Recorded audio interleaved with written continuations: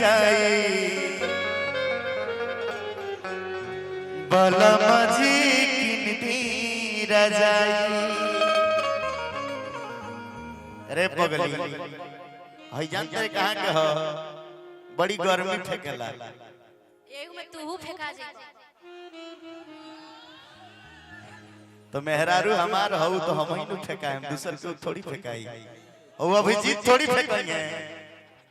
अब जीत के मान और सब थोड़ी फेंकाएंगे अब जीत के मान में कहां बा अब जीत औ दैया स्टील हो लोहा ना लोहा राउ रगी जो हाली मार ले तो हाली झरी वो स्टील कुछ झरेल ना का हो तारा ठंडा लागता हां तोरो रजाई चाहिए जी का कहीं दूदू को बियाह कर लेनी परेशान रहते नहीं गुड्डू भैया एगो रहते एगो रजाई से काम चल जाए दोनों के रजाई चाहिए अलग अलग कनी हमई कहनी सवतिया लावे के हमई कहनी ना हो मिस्टेक से हो गइल गई रनी घूमे त एकरा से प्यार हो गइल हमरा से कर तरह से बियाह कर के लिए मिली तरह के त हमरा से प्यार ना रहल अरे बहुत प्यार करे सारा आई करेजा में तू ही नु बाड़ू घर करेजा तोहरे जोन बा फिगर बात तू ही बैठल बाड़ू कह तरी कनिया कि ये हजारा से जड़ नहीं जाई बलमजी किनती रजाई कि क्या होई रोजो रोजो की कमाई बलमजी किनती रजाई। बहुत चंचनाहट है बाबू उसको रोक दो कि ये हम चादर से जड़ नहीं जाई बलमजी किनती रजाई। अब दोनों जना नचबू लो त रजाई के काम ना पड़ी एंगे गर्मी फेंक दी त लोग के कि ये हजारा से जड़ नहीं जाई बलमवा किनता रजाई तेरा सजा नहीं जाए बलमवा किनता रजाई ये हजारा से जड़ नहीं जाई बलमजी किनता रजाई ये तेरा सजा नहीं जाए बलमजी किनता रजाई का होई रोज रोज के कमाई ए कमालू भैया का जाने कौन बैंक में रुपया धरा बाप हो बाप दिनों में प्रोग्राम सजियो का प्रोग्राम आ रतियों का प्रोग्राम रतियों में दुद्दू को प्रोग्राम हां राती के दुद्दू को हां दूधू को एंट्री एगो एंट्री कोनो 1.25 लाख में लागता कोनो 1.5 लाख में लागता कोनो 2 लाख में थावे वाली मैया से प्रार्थना करे कि असही एंट्री लागत रहे आ अन धन के बारिश असही होत रहे काहे से कि बगल के जिला के हई कबो कबो छीटा हमनियों को तो पड़ जाई तो 2-4-10 लाख हमनियों के बैठा रही तबे न मांगल जाई जब अपना आदमी के लगे रहबे ना कोई तो कहां से मांगल जाई माई से प्रार्थना बतावे वाली मैया से कि असही बरसत रहो गला असही बनल रहो ऐसे ही हाला होत रहो ए हजारा से जड़ नहीं जाए बलमवा किनता रजाई तेरा सजा नहीं जाए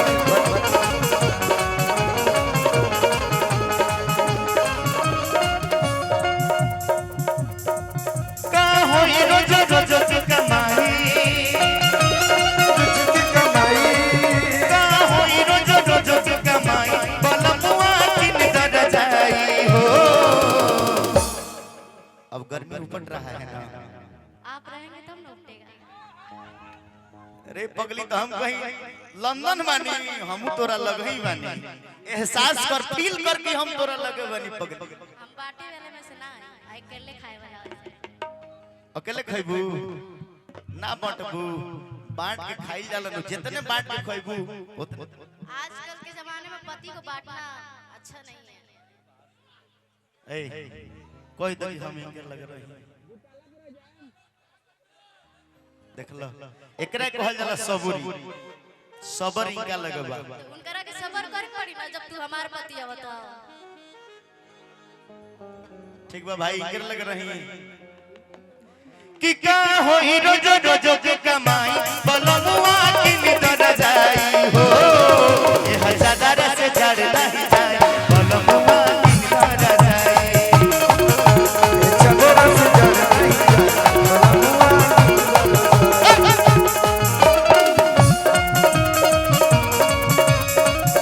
बनल रहे टूटल बिखर गई साथी मिलल रहे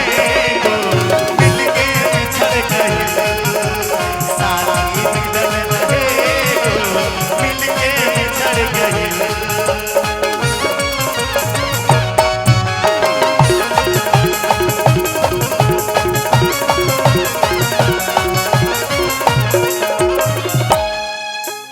बहुत हरी कमाल भैया भाई रहो विकास विशाल कहाँ ध्यान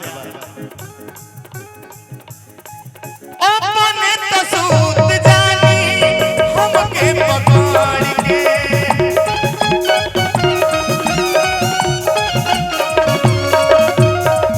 सगरो दिहिया रह जाला पड़ के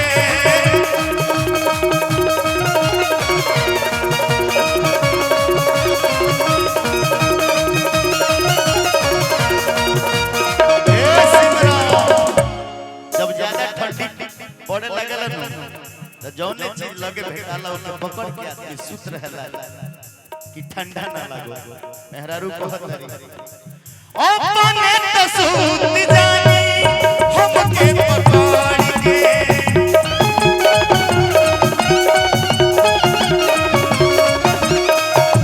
देहिया रही जाला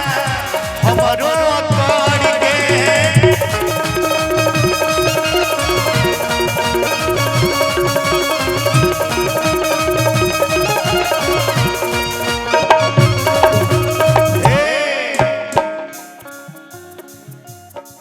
ठंडी में ना हमें थरथराई ठंडी में ना हमें थरथराई बलमुआ की निदिर जाई हो ए हजार से जड़ नहीं जाए बलमुआ की निदिर जाई ए हजार से जड़ नहीं जाए बलमदी की निदिर जाई का होई रोज रोज के कमाई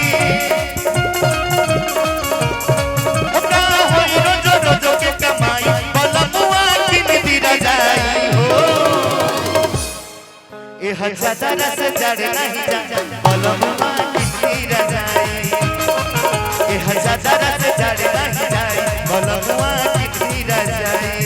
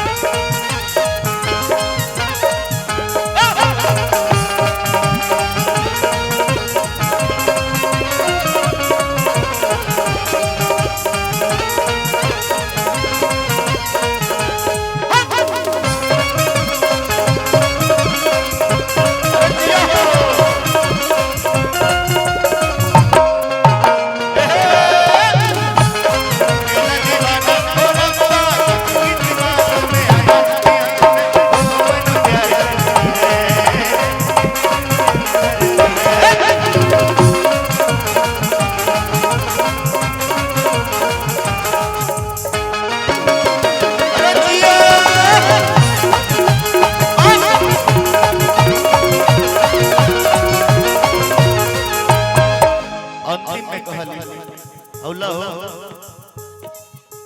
औले ला और 200 के नोट ला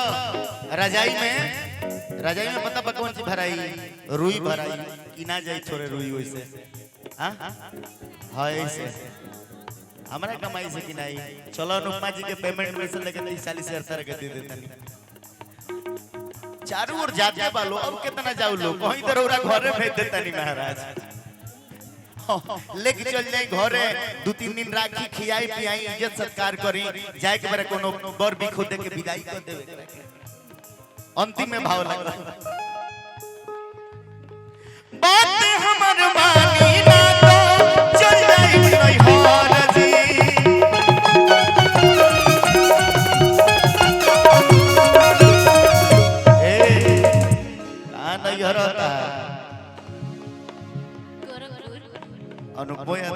बरखपुर का है तू हमर दीदी होई। अच्छा वो दीदी लगेली बहुत बढ़िया एकरा गांव कुछ ना कहे बात हमर मानी ना तो चल आई हार जी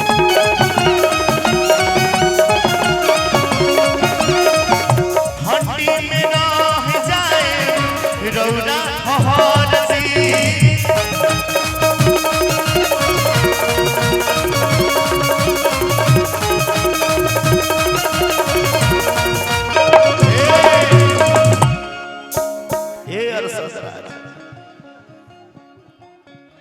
हम दुखवा कितना सुनाई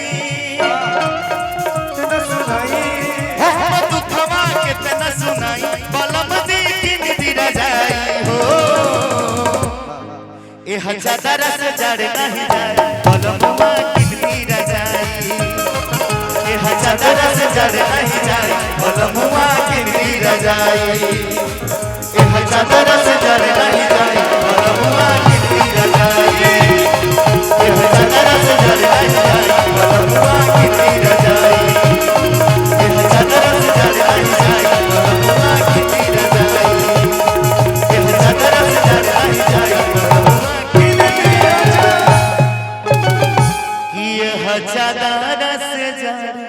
नहीं जाए